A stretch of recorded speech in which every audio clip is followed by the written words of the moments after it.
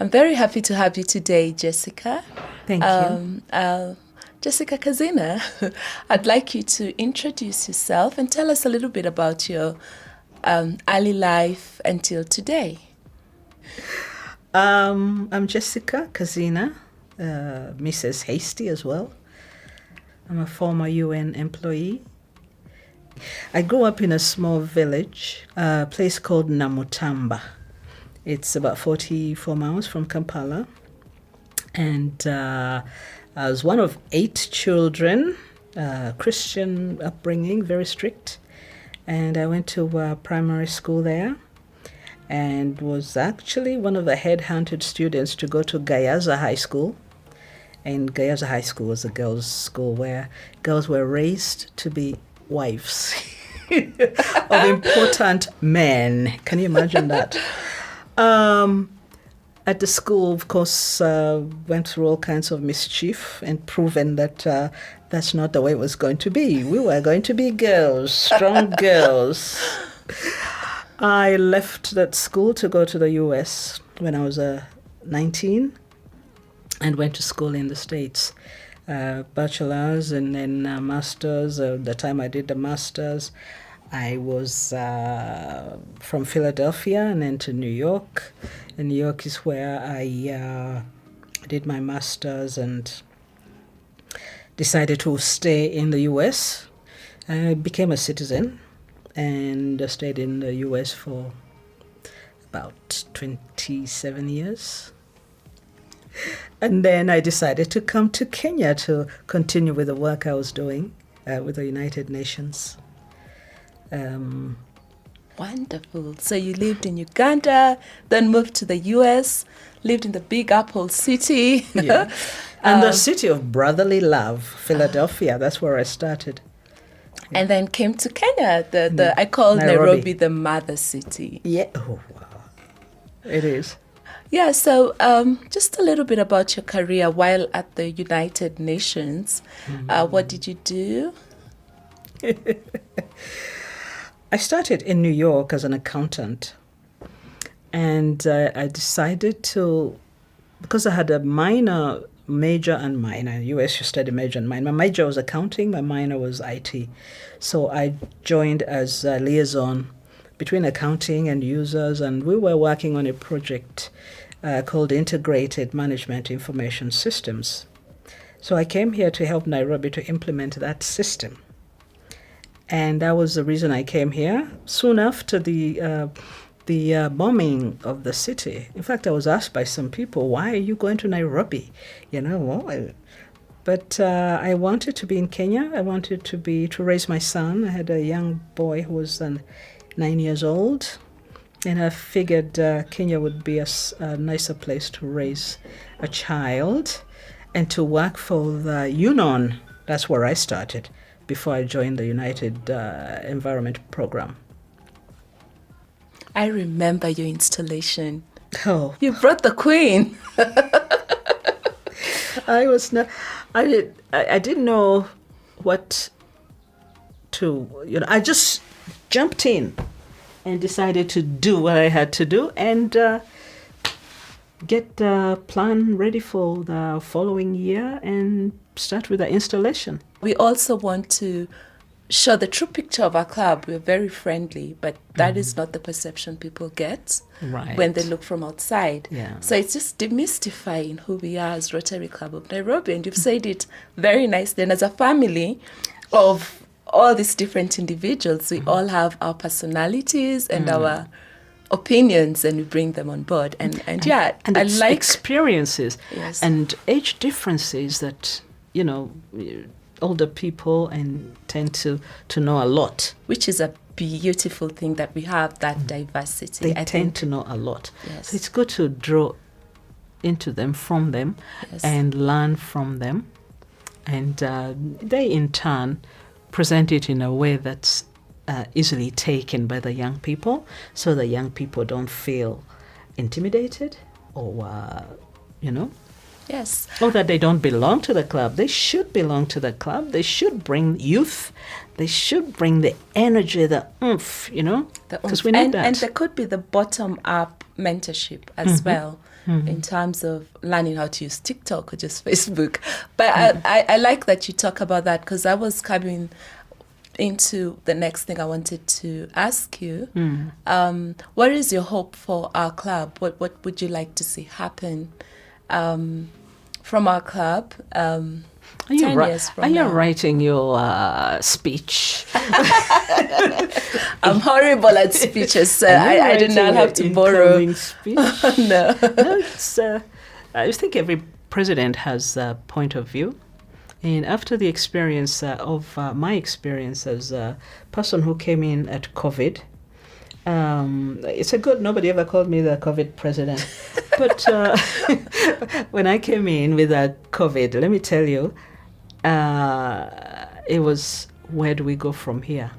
All the plans I had, all the thoughts, all the things that went in, but had to work with what we had, and we transitioned into online forum, and actually we had some of the, I was going to say best inductees into the club, but everybody's good. I'm just saying we really brought in some solid people in the club, and it's wonderful to see them now performing and thriving, the young ones and the old ones, you know.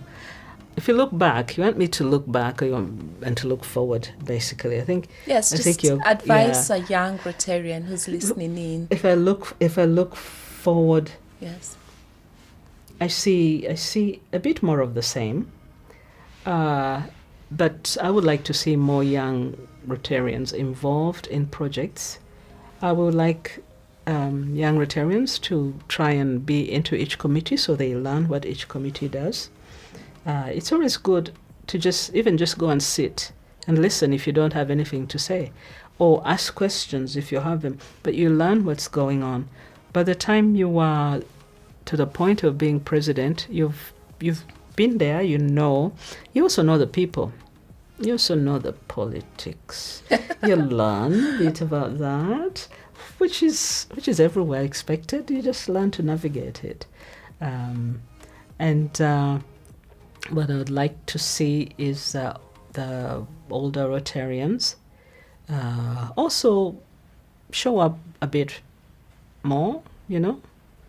You're not expecting us, I'm one of the older Rotarians, you're not expecting us to come and do the heavy duty work, but you know, just being there for the young ones in case they need a hand holding, they need help in any way, to be available. Yeah. I know you've held my hand as a Rotarian, and I'm just telling any of the young Rotarians that they can reach out to you, and you will definitely hold their hand. I have one more question to ask you about. I'm giving you trouble. I have one more question to ask you. Obviously, you working for the United Nations, you are, you know, top middle class, or, you know, creme de la creme up there in terms of in the society. And with the community projects, you went to very underserved communities, and you connected with some of those families, and you even took some of them under your care. Would you like to talk a little bit about that? Because I think it's beyond Rotary, and it became more personal, but I'd love to listen to your views. It does. It's not so different from the projects that are done, because we do them out of kindness, out of a good heart, or not even empathy or sympathy, or you see, you want to avert suffering, or, you know, the kind of life that people experience. So when you want to, when you go there with the Rotary projects, I think I had somebody in our club who told me, no, you can't feel, you shouldn't feel, you know, when you're doing these projects. Yeah. I'm not capable of not feeling, you know, when I'm there, I'm feeling, I feel for them. And I'm not talking about the Rotary projects. I'm talking about me and my experience at the time. One time we had a project where I was called to, I wasn't part of it. I was very heavily traveling in the UN, but somebody called me, said, there's a girl who wants who wants a lawyer. I said, I'm not a lawyer. They said, can you help her because we don't have anybody in that. I said, okay, I can take her to the UN, and I introduced her to a UN lawyer. And one of my friends, I called her, and she came and she said, okay, let me talk to her. So she came, spent the morning with me. That was a day to take girls to work. Yeah, that was what it was. So I took this young lady to work, and she watched me do the work. She was sitting there in my office. And later on, lunchtime, I took her to lunch, and afterwards I took her to my friend who's a lawyer, and she gave her a lowdown on how to be a lawyer, what she needs to know, what she needs to do, and she wants to. What kind of lawyer do you want to be? She wants to be a lawyer who will be serving humanity, helping, and she came from a community that is like the ones we're helping, because she was one of them. And luckily for her, she was going to a Catholic school in the place. And I gave her my card when she was leaving. I said, if you ever need, me, call me. And I thought that was it. A few months later, I got a call from the security officer at the UN at the front gate. They say, there's a young lady here. We're not sending her. Well, she's too young. You better speak to her. I said, what girl was she? They said, she said she's got your business card. I said, okay, I'll send somebody to get her. Somebody went and brought her. We chat, go and eat. And then I said, what's the matter? She showed me her report card. A. She was an ace. I said, wow. I said, what happened? They sent me out of school because fees are not paid. They said, okay. I said, Joyce, oops. If you ever give me a report like that, every time, you never have to run out of fees. Come to me. And she started coming. That's how our relationship started with that one. And there are a few others. I think sometimes it's another project I was helping with feeding. There's an orphanage, and I would go to feed the little ones, who are still supposed to be breastfeeding. They don't have milk. We feed them with bottles. So when I visited and I saw this woman dealing with 19 babies and she's only one, she would finish feeding them and drop them in a crib I decided to go, and for feeding time, I would go and feed the babies. Or when she finishes feeding them, I take them and rub them just so they have that motherly touch. I don't think that's a Rotary, That just extends into me, and you connect. And there are others. I think David would tell you about other kids. So we have been, through Rotary, able to give love, grace, help in any way we can. It's not always part of a Rotary project. It starts off and then it ends up being more than a Rotary project. I would never say, this is my daughter, she's a project, Yeah. She's a Rotary project. But it's nice to say that I met her through Rotary. And like my big girl. And the little one, I met her through God. What can I say? Yeah. I get emotional when I talk about my children.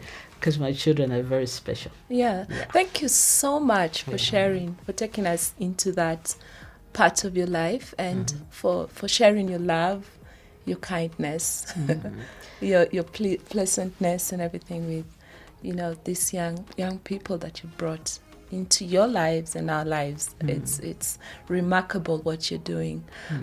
We're about to get to the end of the session. Best song, your favorite song. I know you love singing. Just one song. The latest or the oldest? Any, your favorites. Tukutendereza Yesu, Yesu oli mwana gwandika. You have a beautiful voice. Kunazisa nebaza omulakosi. Thank you so much, Past President Jessica Kazina, for joining us today. Thank you so much at the Rotary Club of Nairobi podcast series.